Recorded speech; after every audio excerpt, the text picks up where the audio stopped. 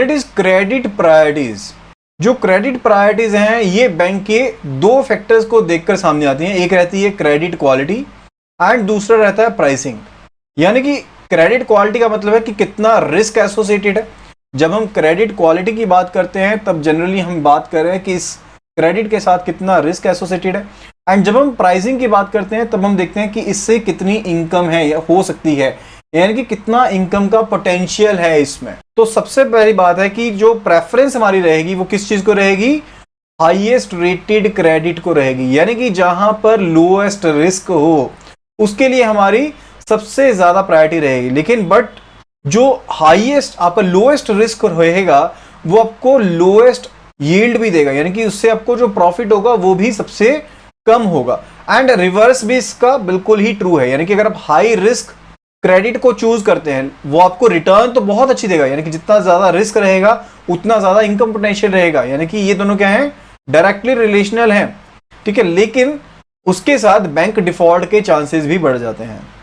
तो profit goals को ध्यान में रखते हुए तो बैंकर जो है वो अपने इंटरेस्ट यील्ड को मैक्सिमम करने की कोशिश करता है ताकि वो डिजायर्ड क्रेडिट रेटिंग के रहते हुए अपने प्रॉफिट्स को मैक्सिमाइज कर सके।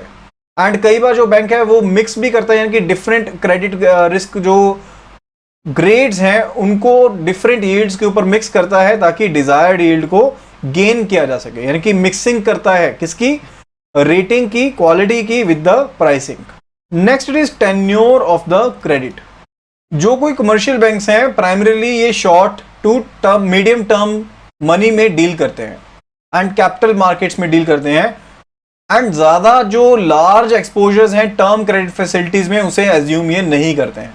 And as we discussed in the very first unit की जो मैचिंग है इन टर्म लोन्स की एंड इन्वेस्टमेंट की, that is monitored by the asset liability committee, ताकि एसेट लायबिलिटी मिसमैच ना हो।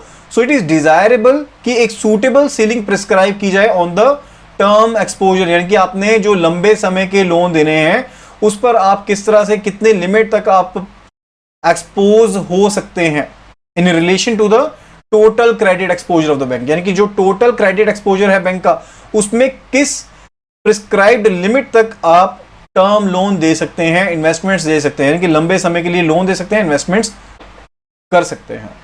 एंड जैसे जैसे यूनिवर्सल बैंकिंग का जो कंसेप्ट है वो इंक्रीज हो रहा है तो ज्यादातर एम्फेसिस दिया जा रहा है इंफ्रास्ट्रक्चर फाइनेंसिंग के ऊपर। लेकिन बैंक को अपनी क्रेडिट पॉलिसी डॉक्यूमेंट में प्रूडेंशियल लिमिट्स को सेट करना पड़ेगा कि वो टर्म एक्सपोजर के लिए मैक्सिमम कितने लिमिट्स को ले रहा है, कंसीडर कर रहा है। तो एक्सपोजर को किस तरह से देखा जाएगा कि जितना ज्यादा लंबा टर्म होगा क्रेडिट का उतनी ज्यादा अनसर्टेनिटी रहेगी उसमें क्रेडिट में एंड उतने ही ज्यादा अटेंडेंट रिस्क हो सकते हैं उसमें।